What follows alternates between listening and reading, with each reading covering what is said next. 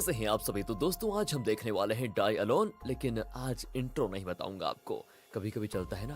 Movie की शुरुआत में हम इथन नाम के एक लड़के को देखते हैं जो कि काफी ज्यादा परेशान और हताश बैठा हुआ है। इथन अचानक से देखते देखते खुद के सर पे गोली मार लेता है और इसी के साथ कहानी जाती है पास्ट में। अब इथन ने ऐसा कदम क्यों उठाया और उसके दिमाग में क्या चल रहा है, फिलहाल पास्ट के समय में आ जाते हैं जब इथन अपनी गर्लफ्रेंड एमा के साथ कार से कहीं जा रहा होता है। तभी अचानक से इथन को न जाने क्या होता है, उसे बार बार बेहोशी जैसा महसूस होता है। बड़ी मुश्किल से एमा उसको संभालती है, लेकिन तभी अचानक से इनका बहुत ही बुरा एक्सीडेंट हो जाता है। इसके साथ ये सीन होता है यहाँ पर कट और हम अगले सीन में एथन को गाड़ी से निकलते हुए देखते हैं जिसके हाथ पर एक प्लास्टर है। उस प्लास्टर में एमा का नाम लिखा हुआ है। वो देखता है कि आसपास एमा कहीं भी नहीं है। एथन एमा का नाम पुकारते हुए उसको ढूंढने लग जाता है। तभी वो देखता है कि अब हर चीज तबाह और बर्बाद हो चुकी है और आसपास किसी भी इंसान का नामो निशान नहीं है। दरअसल ये सब कुछ हुआ एक अनजान वायरस की वजह से। अब ये वायरस क्या है, कैसा है, किस तरह से इससे दुनिया खत्म हो गई, ये हमें मूवी की स्टोरी के साथ पता चल जाएगा। फिलहाल इथन जब एमा का नाम चिल्लाते हुए उसको ढूंढ रहा होता है, उस दौरान उसका सामना एक आदमी से होता है जिसके पास एक बड़ी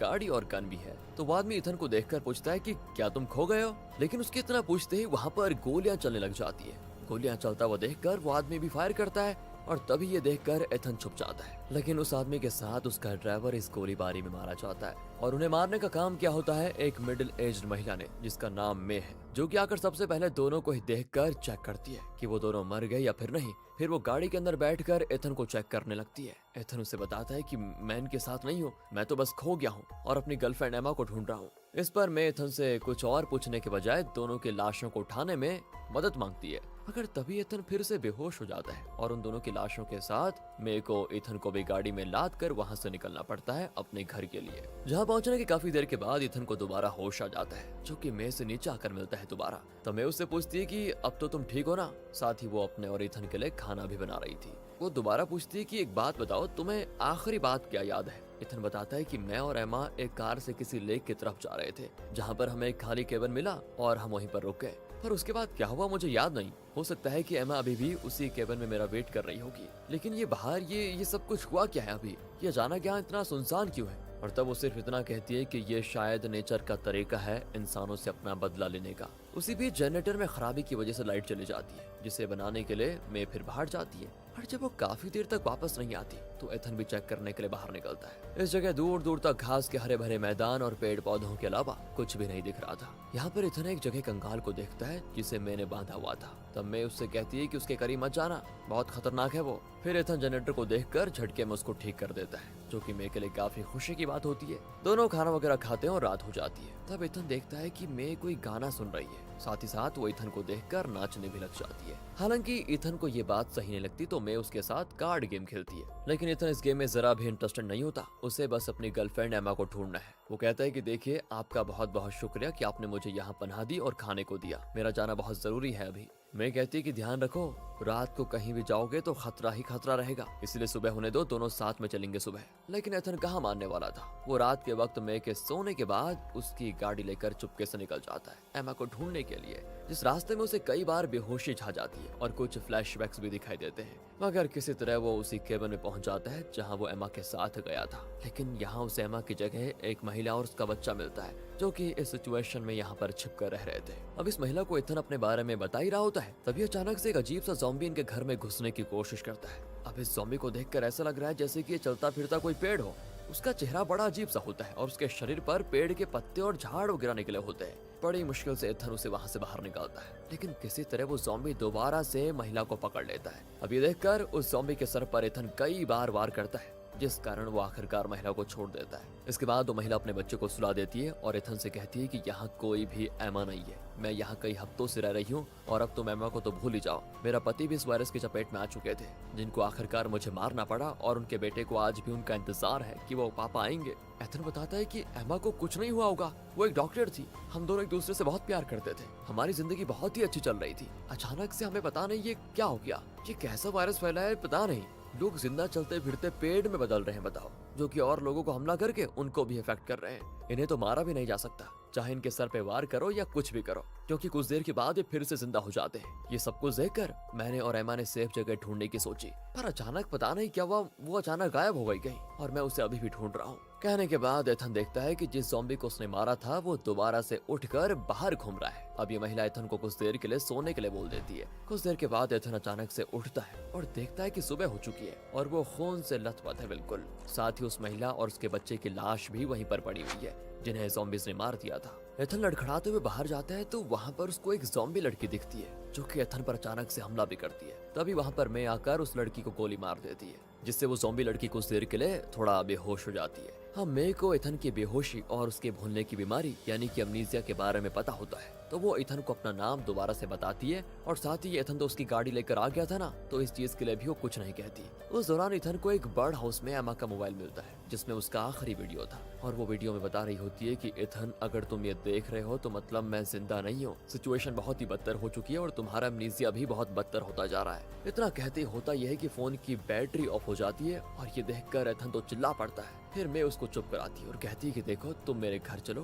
वहाँ चार्जर भी है, तुम फोन को चार्ज कर लेना, फिर पूरा देखना। बस फिर एथन को साइकिल पर लेकर जाकर मे चल देती है, क्योंकि अब मे की गाड़ी में फ्यूल नहीं होता। दोनों जल्दी घर पहुंच जाते हैं, जहाँ पर मे को किसी के होने का एहसास होता है, जिसे देखते ही वो तुरंत उस आदमी पर गन तान देती है। ये अनजान आदमी अपने हाथ ऊपर करके अपना नाम बताता है, टॉम। साथ ही वो ये भी बताता है कि मैं अपनी पत्नी को ढूंढते हुए यहाँ पर पहुंचा हूँ, जो कि करीब 10 दिनों से गायब है। पहले मैंने जब डॉक्टर करके नॉक किया तो किसी ने कोई जवाब नहीं दिया, तो मैं अंदर चला आया। फिर टॉम को देखकर मैं एथन से कहती है कि इसकी तलाशी लो, जिस दौरान उसे टॉम के पास एक खाली गन मिलती है। टॉम यहाँ शेल्टर और खाने की तलाश में आया था, जिसे खाना और शरण ये दोनों दे देते हैं, लेकिन उसके बदले में उससे कुछ काम करवाती है। जिस दौरान टॉम एथन से उसके बारे में पूछता है। फिर वो टॉयलेट करने के बहाने एक गन को उठाकर अपने पास रख लेता है, जिसे उसने छिपाया हुआ था। और अब बारी आती खाने की, तो मैं एथन से कहती कि तुम खाना खाने से मना कर देना, क्योंकि मैंने खाने में इसके लिए कुछ मिलाया हुआ है। ये आदमी मुझे जरूर कुछ अजीब लग रहा है। एथन भी मैं की बात मानकर खाने से इनकार कर देता है। टॉम तो बड़े अच्छे से खाना खाता है, जिसमें मैंने बेहोशी की दवा मिलाई हुई थी।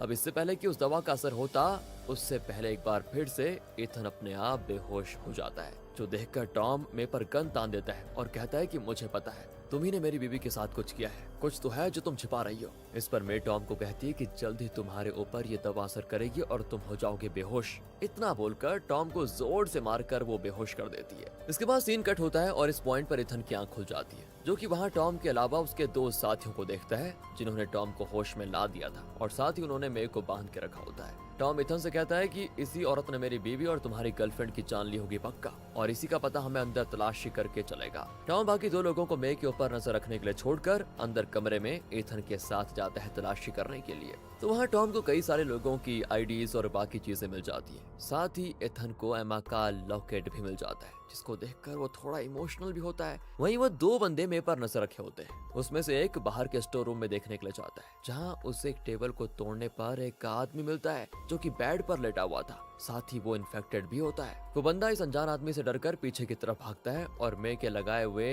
एक ट्रैप में फंसकर उसके पैर पर एक पतली सी डोर खिंच जाती है, जिससे स्टोर रूम में ब्लास्ट के साथ आग लग जाती है। वो बंदा वहीं पर मारा जाता है। अब इसको देखने के बाद दूसरा बंदा जाता है तो उसे वही कंकाल बनी ज़ॉम्बी खा लेती है। ये वही है जिसे मैंने बाहर पेड़ों से बांध कर रखा हुआ था। इस तरफ एथन मे से सवाल करता है कि तुमने आखिर एमा के साथ किया क्या।